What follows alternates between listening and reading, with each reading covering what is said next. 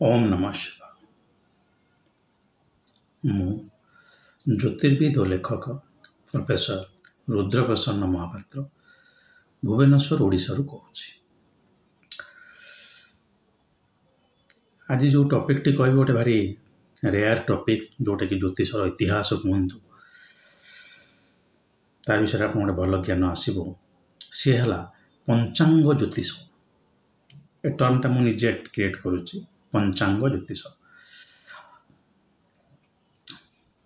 मन रखी था पांजी बा पंचांग ताको आजिकल बहु लोग सप्तांग भी कहले आप सप्तांग दशांग जहाँ भी कहतु कि विशेषतः गोटे महाकाश संबंधित ग्रंथ बा एस्ट्रोनॉमिकल ट्रिटी एथिरे प्रेडिक्शन दि जाए ना। बारंबार कहूँ पंचांग कौन प्रकार प्रेडिक्शन दि जाए ना।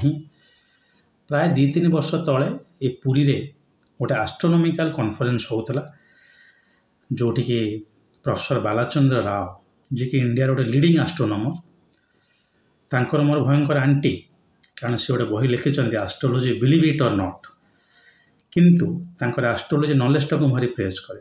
प्रोफेसर नल्लिकर जमती जन आंटी एस्ट्रोलॉजी विषय कहते पर के विशेष चर्चा करवा किंतु विषय वस्तु उपरक आसूची जे पंचांग विषय से चर्चा चलता। मुझे कहले अरे ये एस्ट्रोनॉमी मैंने पंचांग कारण पंचांग कैलकुलेशन पंचांग आसला कौन कौ समय सूर्य भितर को जाए पोजिशनल एस्ट्रोनॉमिकल सेंटर PAC कालकाटार सल्ट लेक अच्छी सेटा बोधे आपणकर institute of geosciences ministry of geosciences से माने प्रति वर्ष जो राष्ट्रीय पंचांग हरिका से सब काढ़े ग्रहर गति कौन से अनुसार कहले पंचांग है गोटे से जिनस आम पंचांगर से जिनसटा को लेकिन गोटे स्टेप आग को गलु मुहूर्त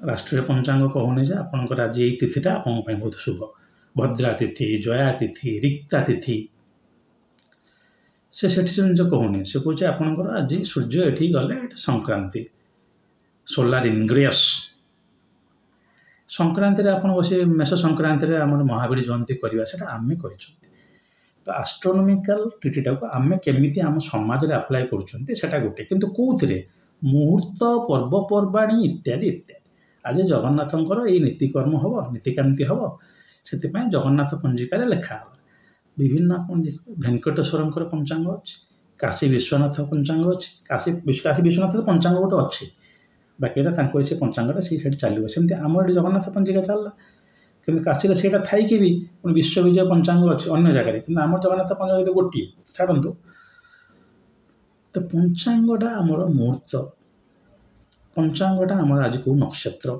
शुभ नक्षत्र कि अशुभ नक्षत्र मन रखी था मुझे आगुरी कही रखी एवं भी कहूँ नक्षत्र वर्णना वेदर संपूर्ण रूप अच्छी जहाँ विषय में जानुरी 2023 एस्ट्रोलॉजिकल ये मैगजीन रे गोटे संपूर्ण आर्टिकल लिखी जे अथर्व वेदर किपर नक्षत्र वर्णना रही कौन कौन रही ए नक्षत्र आमको खाइबा को दियो ए नक्षत्र आमको बुद्धि दियो आम केमती नक्षत्र गुड़ा को प्रार्थना करुँ तो से अनुसार आम शुभ नक्षत्र अशुभ नक्षत्र वेदरू जाणीगले चंद्र गतिटा देखिले आम कहले आज नक्षत्रटा भल नुहे तेणु राशि नक्षत्र आजिका दुख लगुच जोग की करण को आम प्राय जाऊनु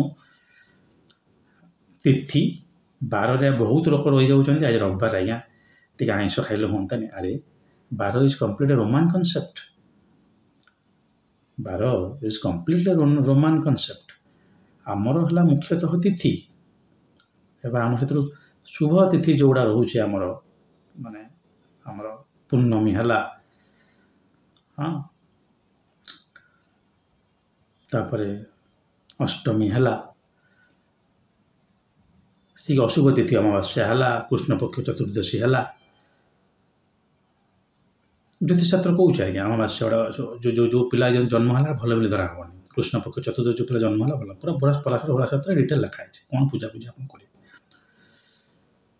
से तो पंचांग ज्योतिषटा मुहूर्त को कन्फाइन करके प्रथम पंचांग आसला केवल गोटे आम आज तिथि और नक्षत्र देखा मुहूर्त କେଉଁଟା ଆମର ଶୁଭ ବେଳା କେଉଁଟା ମହେନ୍ଦ୍ର ବେଳା ଆମର ଏଇ ଓଡ଼ିଆ ପଞ୍ଚାଙ୍ଗରେ ଆମର ଯମଘଣ୍ଟକ କାଳ ନାହିଁ, ଗୁଳିକା କାଳ ନାହିଁ। ଅର୍ଥାତ୍ ଆମେ ଆଉ ଟିକେ ଭିତରକୁ ଯିବାକୁ ପଡ଼ିବ। ମୁଁ କୌଣସି ଜାଗାରେ ତ ଦେଖୁନି, କିନ୍ତୁ ଆମର ରାହୁ କାଳ ଶୁଦ୍ଧ ମହେନ୍ଦ୍ର କାଳ ଶୁଦ୍ଧ ବେଳାବେଳି ଅଛି। ତ ମୁହୂର୍ତ୍ତ ଜ୍ୟୋତିଷଟାକୁ ପଞ୍ଚାଙ୍ଗରେ ଆମେ ନେଉଥିଲେ ବିଶେଷତଃ। ତାପରେ କ'ଣ କରାଗଲା ନା ଚକ୍ର ଜ୍ୟୋତିଷଟାକୁ ଭିତରେ ପୁରା ହେଲା। ଏପର୍ଯ୍ୟନ୍ତ ଜାତକ ଆମେ କରିକି ଜାତକ ପ୍ରେଡିକ୍ସନ୍ ଶିଖିନୁ, ଦଶା କାଲକୁଲେସନ୍ କିଛି ହେଇନାହିଁ। ପଞ୍ଚାଙ୍ଗ ଆସିଲା ପ୍ରଥମେ, ପଞ୍ଚାଙ୍ଗରୁ ମୁହୂର୍ତ୍ତ ଆସିଲା, ପାଞ୍ଜି ଆସିଗଲା, ପାଞ୍ଜିରେ ଆଜି ଭଲ କାଲି ମନ୍ଦ ଏତିକି ଆମେ ଜାଣିଲେ। ଆଉ ସେ ସମୟରେ ବି ଆମେ କହୁଥିଲେ ଆଜି ତିଥିଟା ଭଲ ନାହିଁ, ଆଜି ଏଇ ନକ୍ଷତ୍ରରେ ଅଛି, ମୁଁ ଯାତ୍ରା କରିବି ନାହିଁ। ତ ଏଇ ଜିନିଷ ଗୋଟେ ଡେଲି ଗାଇଡାନ୍ସ ପାଇଁ ଗୋଟେ କୋଡ୍ ଅଫ୍ କଣ୍ଡକ୍ଟ ଭଳିଆ ପଞ୍ଚାଙ୍ଗ ଚାଲୁଥିଲା। ସେଥିରେ ଆପଣ କହିପାରିବେ ନା ଯେ ରୁଦ୍ରପ୍ରସନ୍ନ ମହାପାତ୍ର ଜଣେ ଜ୍ୟୋତିଷ ହେବେ, କହିପାରିବେନି। ମୋ ଜାତକ ନାହିଁ, ପ୍ରେଡିକ୍ସନ୍ ନାହିଁ, କିଛି ନାହିଁ, ଲେଖା ହେଇନି, ପ୍ରେଡିକ୍ସନ୍ ପ୍ରିନ୍ସିପଲ୍ କିଛି ଲେଖା ହେଇନି, ଏତିକି ଥିଲା। ଆମେ ମୁହୂର୍ତ୍ତଟା ପରେ ଆଣିଲେ, ଏଇ ଯଦି ଯାଉଛନ୍ତି ଏଇ ସମୟରେ ଯିବେ, ଏଇ ସମୟରେ କରିବେ, ଇଲେକ୍ସନ୍ ଆଷ୍ଟ୍ରୋଲୋଜି ଯୋଉଟା କୁହାଯାଏ ସେଇଟା ରହିଲା। ତାପରେ ଲୋକ ଆସି ପଚାରିଲେ, ସାର୍ ନନା ଏଇ ସମୟରେ ଜନ୍ମ ହୋଇଛନ୍ତି, ଏଇଟା କ'ଣ କରିବା? ଚକ୍ର ଜ୍ୟୋତିଷ ଆପଣ ମୁଁ ଆଗରୁ କହି ରଖିଲେ ବାରମ୍ବାର ବିଭିନ୍ନ ଚକ୍ର ଅଛି, ଗଜ ଚକ୍ର, ଅଶ୍ୱ ଚକ୍ର, କୋଟ ଚକ୍ର, ସର୍ବତଭଦ୍ର ଚକ୍ର, ତ୍ରିପତାକି ଚକ୍ର, ନଳଚକ୍ର, ଡିମ୍ବ ଚକ୍ର ଇତ୍ୟାଦି ଇତ୍ୟାଦି ଯେଉଁ ଚକ୍ର ଅଛି, ଏ ଚକ୍ର ଗୁଡ଼ା ସବୁ ଗୋଟେ ପ୍ରକାର କ'ଣ ତୁକା ତ ମୁଁ କହିବିନି, ଗୋଟେ ପୁରା ହାଇଲି ପ୍ରୋବାବିଲିଟି ଟୁଲ୍ ହିସାବରେ ବାହାରିଲା। ମୁଁ ବୋଧେ ନରଚକ୍ର ଡିମ୍ବ ଚକ୍ର ଉପରେ ବୋଧେ କରିଛି ଭିଡ଼ିଓ ଇଂଲିଶରେ, ତେବେ ଛାଡ଼ନ୍ତୁ। ପ୍ରୋବାବିଲିଟି ଆପଣଙ୍କର ନରଚକ୍ରରେ ଯଦି ନକ୍ଷତ୍ର ଏଇଠି ପଡ଼ିଗଲା, ଆରେ ଆପଣଙ୍କର ଏଇଟା ଦେହଟା ଖରାପ ହେବ, ଆପଣଙ୍କର ଏଇ ଜିନିଷରେ ଏହା ହେବ। ଯଦି ଆପଣଙ୍କ ଡିମ୍ବ ଚକ୍ରରେ ଜନ୍ମ ନକ୍ଷତ୍ର ସୂର୍ଯ୍ୟ ନକ୍ଷତ୍ର ଡିମ୍ବ ଚକ୍ର କାଲକୁଲେସନ୍ ହୁଏ, ସୂର୍ଯ୍ୟ ଯେଉଁଠି ଅଛନ୍ତି, ଜନ୍ମ ନକ୍ଷତ୍ର ଯଦି ପଡ଼ିଗଲା ଗୋଡ଼ରେ, ଆପଣ ଜୀବନରେ ଗୋଟେ ଭାରି ମିଛୁଆ ହେବେ, କିନ୍ତୁ ପଇସା ରୋଜଗାର କରିଦେବେ। ପୁରା ପର୍ସନାଲିଟି ଟ୍ରେଟ୍ଟା ଦିଆହେଇଯାଇଛି ସେଥିରେ। ଆପଣ ଦେଖିବେ ସେ ଡିମ୍ବ ଚକ୍ର ଜାତକ ଗଣନା ଲେଖା ହେଇଛି ଯେ ଆପଣଙ୍କର ଯଦି ହସ୍ତରେ ପଡ଼ିଲା ଜନ୍ମ ନକ୍ଷତ୍ରଟା, ଆପଣ ଗୋଟେ ଭାରି ଧାର୍ମିକ ଲୋକ ହେବେ। ଆପଣଙ୍କ ପାଦରେ ପଡ଼ିଲେ ଆପଣ ଗୋଟେ ବିଧର୍ମୀ ଲୋକ ହେବେ। ଆପଣ ଯଦି ପେଟ ଉଦର ପ୍ରସନ୍ନରେ ପଡ଼ିବ, ତାହେଲେ ଆପଣ ଗୋଟେ ବହୁତ ବଡ଼ ଧନୀମାନ ଲୋକ ହେବେ। ସରିଗଲା, ପ୍ରେଡିକ୍ସନ୍ ସେଠି ସରିଗଲା। ସେ ଆସି ପଚାରିଲା, ଆଜ୍ଞା ମୋ ପୁଅ ଏଇ ଦିନ ଜନ୍ମ ହେଇଛି, ଟିକେ ଦେଖିକି କହିଦେଲେ। ପଞ୍ଚାଙ୍ଗ ଦେଖା ହେଇଗଲା, ସୂର୍ଯ୍ୟ ଥିଲେ ସେ, ଆରେ ସୂର୍ଯ୍ୟ ତ ରହିବେ 3ଟା ନକ୍ଷତ୍ରରେ ଗୋଟେ ମାସ ଭିତରେ, କିଛି ଗୋଟେ ନକ୍ଷତ୍ରରେ 3 ଦିନ ଧରି ଚାଲନ୍ତୁ। ମାନେ ଗୋଟେ କ୍ଷମା କରିବେ, ଗୋଟେ ନକ୍ଷତ୍ରରେ ଆପଣ କେତେ, ଗୋଟେ ନକ୍ଷତ୍ରରେ 15 ଦିନ, 12 ଆଉ ଗୋଟେରେ 6 କି 4, ନହେଲେ 12 13 ଏଇଭଳିଆ ହେଇକି ରହିବେ। କାରଣ ଗୋଟେ ଶେଷରେ ଗୋଟେ ପାଦ ଥିବ କି 2ଟା ପାଦ ଥିବ ଏଇଭଳିଆ। ତେଣୁ ଆଭରେଜ୍ ଧରିବା ତ ସୂର୍ଯ୍ୟ ଗୋଟେ ନକ୍ଷତ୍ର 10 ଦିନ ରହିଲେଣି। ଚନ୍ଦ୍ର କିନ୍ତୁ ଗୋଟେ ଶୀଘ୍ର ଯିବ, ଗୋଟେ ଦିନ ସଫା। ତେଣୁ ଆପଣ ସୂର୍ଯ୍ୟ ନକ୍ଷତ୍ର ଚନ୍ଦ୍ର ନକ୍ଷତ୍ର ସେ ଦିନରେ ସେ ପିଲାର ଜଣାପଡ଼ିଲା। କେଉଁଦିନ ପିଲା ଜନ୍ମ ହେଇଥିଲା ଆଜ୍ଞା 15 ତାରିଖରେ, ପାଞ୍ଜି ଖେଳା ହେଇଗଲା, ସୂର୍ଯ୍ୟ ଜନ୍ମ ପଡ଼ିଲା, ଡିମ୍ବ ଚକ୍ର ଉପରେ ପଡ଼ିଗଲା। ନାଇଁ ନା, ଆପଣ ପୁଅଟା ଗୋଟେ ଜୀବନରେ ଭାରି ଭଲ ଲୋକଟା ହେବନି। ଦେଖନ୍ତୁ ଜ୍ୟୋତିଷ ଏଇଟା ପଞ୍ଚାଙ୍ଗରେ ହିଁ ରହିଛି। ଏଇଟା ଏଇ ଜ୍ୟୋତିଷ ଏଇଟା ପ୍ରେଡିକ୍ଟିଭ୍ ଆଷ୍ଟ୍ରୋଲୋଜି ନୁହେଁ। ଠିକ୍ ଅଛି, ଏଉଠୁ ଉଦ୍ଭବ ହେଲା ରାଶିଫଳ। ଆଜି ଚନ୍ଦ୍ର ଅଛନ୍ତି ଧନୁ ରାଶିରେ, କ'ଣ ଆଜି ରାଶିଟା କେମିତି ରହିବ ଆମେ ଦେଖିଦେଲୁ। ସେ ଚନ୍ଦ୍ର ଶୁଦ୍ଧି ସିଏ ମୁହୂର୍ତ୍ତ ଦେଖି ଟିକେ ଧୀରେ ଧୀରେ ପ୍ରେଡିକ୍ସନ୍ ଆରମ୍ଭ ହେଲା, ହେଇ ରାଶିଫଳ। ତ ପଞ୍ଚାଙ୍ଗ ଜ୍ୟୋତିଷ ଯଦି କୁହାଯାଏ, ଯଦିଓ ମୁଁ ଏବେ ଗୋଟେ ବହି ଦେଖୁଥିଲି, ମନେ ପଡ଼ୁନାହିଁ, କ୍ଷମା କରିବେ, ମନେ ପଡ଼ୁନି, ଗୋଟେ କ୍ଲାସ୍ 6 ଦେଖୁଥିଲି, ଯେଉଁଥିରେ କି ଗୋଚରକୁ ନେଇକି ପ୍ରେଡିକ୍ସନ୍ ରହିଛି। କିନ୍ତୁ କେଉଁ ଜାଗାରେ ଦଶା ଆସିଲା ପରେ, ବିନା ଦଶାରେ ଗୋଚର ଆପଣ କିଛି କାମ କରିବ ନାହିଁ। ଯେମିତି ମୁଁ କହିଥିଲି ଆଗରୁ ଯେ ଭାରତରେ ଏଇ ଯେଉଁ ପ୍ଲେନ୍ କ୍ରାସ୍ ହେଇଥିଲା, ସେ ସମୟରେ ବୃହସ୍ପତିଙ୍କର ଦଶା ଚାଲିବା ଅନୁସାରେ ସେ ଗୋଚର ଚାଲିଥିଲା, କାଳସର୍ପ ଗୋଚର ଯାହାକୁ ଆପଣ କୁହନ୍ତୁ। ତେଣୁ ଗୋଚର ଖାଲି ନୁହେଁ। ତେଣୁ ଆମେ କ'ଣ ଖାଲି ଦେଖିଦେଲେ କ'ଣ, ଧନୁରାଶି ଭଲ ଅଛି, ପଞ୍ଚମ ବୃହସ୍ପତି ଅଛି, ସେ ଲେଖା ତ ହେଇଛି। ପଞ୍ଚାଙ୍ଗରେ ବି କିଏ ଲେଖିଛନ୍ତି ମୁଁ ଜାଣିନାହିଁ, ସେ ମହାନ ଲେଖକ କିଏ, ଏ ଯେଉଁ ଦ୍ୱିତୀୟ ଧନ ଧାନ୍ୟ ପଞ୍ଚମ ତ ସୂତାର୍ଥ ଲାଭ, ଏସବୁ ଲେଖା ହେଇଛି ଯେଉଁ ବେକାର ଜିନିଷ। ତ ରାଶିଫଳ, ତ ପଞ୍ଚାଙ୍ଗଟା ଗୋଟେ ଆଷ୍ଟ୍ରୋନୋମିକାଲ ଟ୍ରିଟି। ସେଥିରୁ ଆମେ ଆରମ୍ଭ କଲେ गोटे प्रेडिक्शन किंतु आमर कर कौन था जे पंचांग खाली जातकटा बनवार था ये सब राशिफल चक्र फक्र बाहर कि तार फायदा नाला हाँ यहाँ कौन तिथि नक्षत्रटा देखूँ ये भी राहु काल जमगंठ काल देखुं भी खूब भल मुहूर्त गोटे दिन कौ दिन आप भल मंद देखूँ किंतु विशेषतः ये राशि टी नक्षत्र टी आप देखिले शुभ नक्षत्र अशुभ नक्षत्र निश्चित रूपे अच्छी से तो बेल कैलकुलेसन कर टाइमिंग ऑफ इवेंट को किंतु जीवार नाला प्रेडिक्शन किसी कर नाला जोटा कि आमे माने आम ओडिशा कथा कहूना बहु किसी प्रांत हो आसी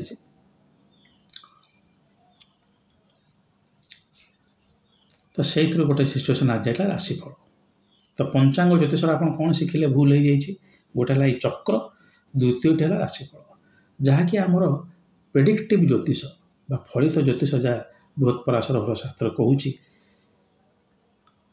विभिन्न ज्योतिषर जो ग्रंथ रही से कहते सहीटा द्वारा फलादेश लेखा है ना किंतु पंचांग रही जाए तो बेसिकाली यहाँ कौ मैंने करुले आगुरी जो मैंने पूजारी थे मंदिर में विशेषतः पंचांग से दिहला से करुले पंचांगटा खाली गोटे जातक बनवाई तैयारी करा ता छड़ा मुहूर्त को छाड़देले पंचांग आउ कि यूज नाला लोक मैंने पचारि ये सब जिन बाहरी चक्र और राशिफल इत्यादि जार प्रोबाबिलिटी और आवश्यकता किसी ना जातक जो लोकर ना ताकू आप चक्र पकई देखीदे ताकू आप राशिफल कहीदे सी चलीज जो तार जन्म काल स्थान पात्र सब अच्छी कौन दरकार राशिफल अर्थात ओभरअल जब आम देखा राशिफलटा कि जो चक्र ज्योतिष जो पंचांग ज्योतिष यहाँ आम फलित ज्योतिष ना कहबार उद्देश्य है मुझे बहुत दिन है भावुली ये सब जिन आसला के ये सब जिन उत्पत्ति घटला के जो मुझे जानीपारि मुझे जन दूसरी आप कह राशिफल तो ना आसला कौन यूँ आस पंचांग आप कहे ना सारी चक्र सिस्टम तो नहीं आसला कौन पंचांग तो किंतु पंचांग गोटे बहुत पुराना ट्रिटी पंचांग गोटे नित्यांत आवश्यक जिनस मन रखता गोटा मुख्यतः प्रथम थे सो मंदिर गुड़ाक प्रचलन आरंभ होता जो मैंने मंदिर में गणक रोते से करूला रोला से गोटे कपि रोला राजा पाखे गोटे कपि जाऊला मंदिर को ताड़पत्र लिखा है कि यही दिन यही जिन घटो साधारण लोक मैंने मानु ना जहाँ कौचे जो प्राय एंशिएंट हिस्ट्री सरी आसला 600-800 मसीहा ख्रीष्टाब्द बा सीई से समय पंचांगटा जेनेलाइज टे आपड़ तो यहाँ 2000 है 1000 धरिकी छाड़ू 1000 ख्रीष्टाब्द पर पंचांगटा टी आसला पंचांगटा भी रेस्ट्रिक्टेड था केवल देव पूजा से रेस्ट्रिक्टेड रोला और राज्य में कौन भल मंद हाँपाई देखा तो यहाँ था पंचांग दोष ज्योतिष गोटे सामान्य बरणी केबे भी ज्योतिषटा को पंचांग ज्योतिष ने पंचांगर काम मुझे आजिका दिन में देखी ज्योतिष विशेष किसी ना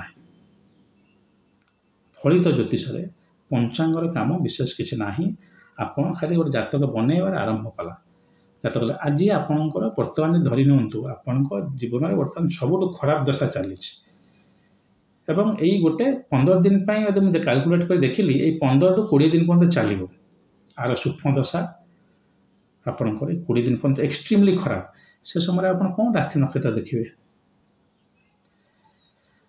तेणु विशेष ना जदि आम राशि नक्षत्र देखिकी गोटे जन्मतिथि की बनई पार विशेषतः मुहूर्त पर नित्यांत आवश्यक आप मुहूर्त देखिए कम कर जी मुहूर्त देखिकी इन्वेस्ट करुच्ची ठीक कथा जी मुहूर्त देखिकी बाहर गाड़ी धरिकी ठीक कथा तो मुहूर्तर यूजटा आजिका दिन में कमी कमी गला आउ ना केवल से बाहाघर बेले टिके व्रत घर बेले टिके आम देखुचु तेणु मुहूर्त ज्योतिष जब ना पंचांग विशेष उपादेयता भी ना पंचांग ज्योतिष तो छाड़ू तेणु फलित ज्योतिष जहाँ जहाँ आम रही आप करेंगे आउ गोटे जिन कही रखुच्छी यहीटा हो पंचांग जो नाड़ी जो बहुत मेलक हुए पंचांग को लेकिन से मेलकटा टी फलप्रद हुए ना कारण मेलक आम दशा देखी न था कि आम जातक उपरको आसवा जातक गोटे सुपर इम्पोजिशन टेक्निक कहुए आपणकर कौ ग्रह स्त्री कौ ग्रह अच्छी आपण स्त्री कौ ग्रह आपंकर कौ ग्रह अच्छी से अनुसार गोटे फलित ज्योतिष मैचिंग कराऊँच कि पंचांग कौन भकुट अष्टकूट दशकूट चलला राशि नक्षत्र युवा କିନ୍ତୁ ଦଶା ଦେଖାହେଲେନି ସେଠି। ତ ଇଏ ବିବାହ ଯେହେତୁ ଗୋଟେ ପଞ୍ଚାଙ୍ଗ ଜ୍ୟୋତିଷ ହେଇକି ରହିଯାଇଛି ବିବାହ ମେଳକୁ, ତେଣୁ ସେଥିରେ ତ୍ରୁଟି ଆସୁଛି। ଖାଲି ମେଳକୁ ହେଇଗଲେ ହେବନି, ଦଶା କ'ଣ ଚାଲିଛି ଦେଖନ୍ତୁ, ସପ୍ତମ ଅଧିପତିର ଦଶା କ'ଣ ଚାଲିଛି ଦେଖନ୍ତୁ, କେମିତି ସପ୍ତମ ସ୍ଥାନ ଭଲ ଅଛି ନା ନାହିଁ, ଶୁକ୍ର ଆଉ ଚନ୍ଦ୍ର ଭଲ ଅଛନ୍ତି ନା ନାହିଁ, ମଙ୍ଗଳ ବିଶେଷ ଖରାପ ନାହାନ୍ତି ତ, ଏସବୁ ଜିନିଷ ଜାତକ ଦେଖିଲେ ଜଣାପଡ଼ିବ। ମୁଁ ତ ସେମିତି ବି କହୁଛି, ଯଦି ଆପଣ ମ୍ୟାଚିଂ ବି କିଛି ନ କରୁଛନ୍ତି, କିଛି ବି ଯଦି ମ୍ୟାଚିଂ ନ କରୁଛନ୍ତି, ତାହେଲେ ବି ଆଟଲିଷ୍ଟ ମୁଁ ତ କହିପାରୁଛି, ମୁଁ ଗୋଟେ ଜାତକ ଦେଖି କହୁଛି ଯେ ଏଇ ପିଲାର ବାହାଘର ମ୍ୟାଚିଂ ନ କଲେ ବି ବାହାଘର ଭାଙ୍ଗିବା ଚାନ୍ସ କମ୍ ଅଛି। ଆପଣ ଦେଖିବେ ଚାଲିଯିବ। କାହିଁକି କହିଲେ, ଆଉ ମୁଖ୍ୟ କାରଣଟା ହେଲା ସପ୍ତମ ଭାବ, ମୁଖ୍ୟ କାରଣଟା ହେଲା ଆପଣଙ୍କର ଏଇଟା ଅଷ୍ଟମ ଭାବ, ମୁଖ୍ୟ କାରଣ ସେପଟେ ଭାଙ୍ଗିବାର କାରଣ ହେଲାଣି ଷଷ୍ଠ ଭାବ, ସପ୍ତମ। ଆଉ ସେଗୁଡ଼ା ସିନା ଆଗ ଆପଣ ମିଶାଇ ଦେଲେ କ'ଣ ହେବ, ପଞ୍ଚାଙ୍ଗ ଜ୍ୟୋତିଷ। ହଉ, ସମୟ ହେଇଗଲାଣି, ଲୋକ ତ ସେମିତି ଭିଡ଼ିଓ ଦେଖୁନାହାନ୍ତି, ରାଗିବେ, କହିବେ କ'ଣ ପାଗଳ ଭଳିଆ ସାର୍ କହୁଛନ୍ତି। ହଉ, ଆଶା କରୁଛି ଆପଣ ଯାହା କହିଲେ ଆପଣ ବୁଝିପାରୁଥିବେ।